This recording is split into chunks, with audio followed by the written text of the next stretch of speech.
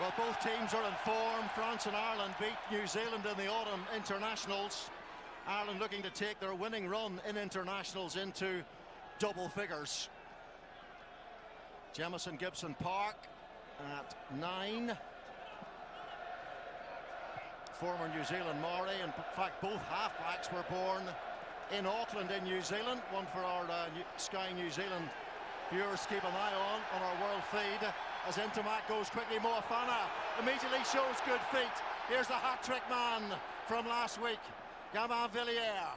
Antoine Dupont gets it away quickly to Damien Penaud.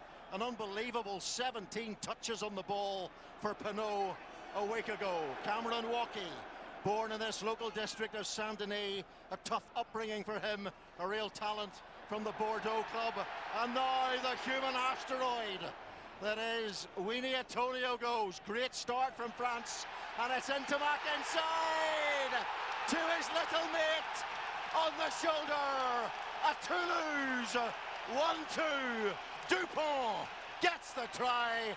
It is a sizzling, sensational opening by France. Well, it's exactly the opposite of what Ireland wanted to happen. They gave France space and time. From the quick line-out, Moefana only mentioned it moments before. Brilliant ball to Villiers, the danger man. And look at, you mentioned a human asteroid. There is nothing like that from a defensive perspective when you're trying to stop that coming at you. Uni Antonio. And then it's just about the class of Intermac and Dupont. We see it time and time again, the way they work together. It's a bit of a speculative ball inside from Intermac, but when you know the little maestro's constantly running up and down that central channel, he's some player, and a brilliant start for the home side. This place is absolutely rocking. A lovely little half dummy from Intermac there before he scooped that offload away to Intermac. And as you say, runs those channels. He's always on the shoulder. He's already executed 12 assists in the Six Nations, but he scores tries too. Yeah, people say, well, he's really lucky to get on the end of some of these moves. We know he knows exactly where the ball's going to go.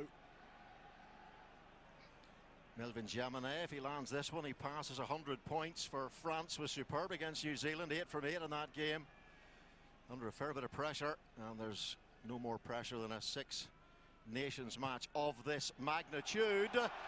And it's a 7-0 lead, and a catapult of a start for the home team. And you just know they'll thrive emotionally on this. Well, that's one thing that the Irish have to do here is stem that momentum. Feel like they've got the whole stadium on their back right now. They have to try and weather this storm. You let the French and the fans get on your back, it becomes very, very difficult.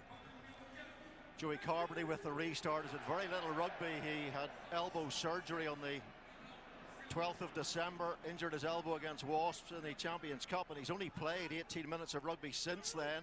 That was last week against Wales, and now coming in to start this one against France. What a game for Joey Carberry it is today. Bondiaki, oh, he's seen the gap, and it's support on his shoulder from Josh van der Fleer in that red Wesley College headguard of his, and it's Andrew Porter who carries. Ireland's ruck ball was mainly around 3 seconds last week. Very quick indeed. It's that kind of ball they need again today. Jamison Gibson Park. It's Caelan Doris, excellent ball carrier. Player of the match against New Zealand in that victory at the Aviva Stadium in the autumn series. Jamison Gibson Park again. And it's, oh, Tagburn, wasn't he hammered back there? Carberry. It's going to get wrapped up. As you know, he uses that footwork really well to get away from a couple of tacklers. Cameron Walkie comes in with a tackle. Tagburn doing some hard work in there. The muscle players off the ball. Mistake, and Villiers. Well, we know how fast he is.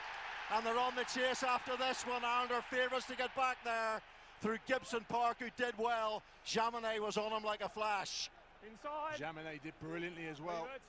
The perfect balance between just allowing himself to put pressure on Gibson Park, but also not give away that penalty. Would have been a daft penalty to give away as well, having turned the ball over and gone 80 metres. Now they've won themselves a penalty of their own.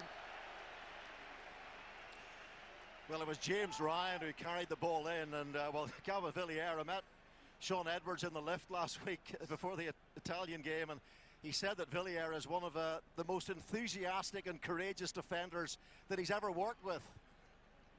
Well, when you're about 4 foot tall, playing a game of giants, you can't be anything but enthusiastic, can you?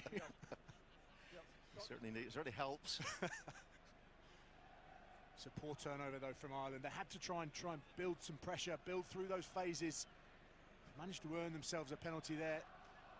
Would have been a good turnaround from conceding that early try. Found some holes though, didn't they? Bundiaki does so well straightening, made a huge number of carries last week. That's a brilliant turnover by Villiers. The way he pulled the Irish ball carrier onto his shins and then got his hands on the ball. Last week, France beat Italy 37-10. Italy made it tough for them for long periods. The French pulling away eventually, scoring 5 tries. Ireland 29, Wales 7. Ireland left quite a few points on the pitch in Dublin, but still scored 5 tries themselves. Jaminet of Perpignan keeping the likes of Anthony Boutier and Brice Dulin out of the French team, and that's part of the reason why his goal kicking is generally immaculate. Well, he's only 77 kilos. He's tiny. When we were pitch side and he walked past us, you and I both fancied our chances, but when you've got someone like that who's so clinical with his boot, only 22. I must say, I did love the French Gucci suits and the white pumps. They look pretty cool to me on the pitch. Yeah, only they can pull it off. I know Cameron Wacky went with his own sneakers. Do you call them sneakers? Maybe the kids nowadays don't. He moves like oh! Mac Hansen! Mac Hansen! High alive was Mac Hansen on his second cap for Ireland. Oh my goodness, have you ever seen anything like that from a kickoff? He has really announced his arrival on the international scene. Player of the match last week at the Aviva Stadium, and pouncing on that one. Watch this from Mac Hansen. He doesn't take his eyes off the ball at all. Utter confusion between Jaminet and Penaud. Brilliant retake off the kickoff. And these Irish fans, who are numerous by the way, are in absolute raptures. Yeah, there's a big Irish attendance here today. I think the last time I saw something like that was John Leslie in a Scottish international. He scored after 9 seconds from the kickoff. Johnny Sexton looks on, out through a hamstring injury, picked up in training on Wednesday. So this man in his place. And Ireland catching the French absolutely ice cold, but it was all about the alert work of Mac Hansen, and Joey Carberry, who can be a truly deadly goal kicker, closes that gap.